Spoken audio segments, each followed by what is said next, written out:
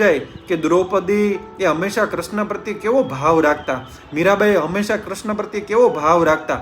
આવા તો અનેક ભક્તોના ઉદાહરણો છે, પણ પ્રેમથી જ બધું સાર્થક થવાનું છે. આજે અનેક ઘરોની અંદર આ પ્રેમના ઉણપથી હંમેશા નફરતોની દિવાલો એ બંધાતી ગઈ છે. મને આ વિષય કેટલો ઊંડાણવાળો છે નથી સમજાતું, પણ આજે આ વાત એટલી જ કરવી છે કે એકબીજા પ્રત્યે કદાચ હશે ઘર્ષણ હોય, થઈ શકે, પણ ગ્રહણ જેવું રાખવું.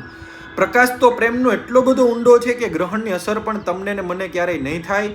એટલે ખાસ એ પ્રેમ છે ને એ હંમેશા દાખવવો પડશે, પ્રેમ દર્શાવવો પડશે, અને પ્રેમથી જ બધું થઈ શકવાનું છે. નફરત તમને હંમેશા ભાંગી નાખશે, નફરત તમને હંમેશા, ઘૃણાઓ તમને હંમેશા તોડી નાખશે. મહંત સ્વામી મહારાજ ઘણી બધી વખત વાત કરે છે પોતાના પ્રવચનો અંદર, આશીર્વચનો અંદર, કે અભાવ અવગુણથી શું થશે. આજે વ્યક્તિ પ્રત્યે અભાવ અને અવગુણ તમે દાખવતા જાઓ છો, એનાથી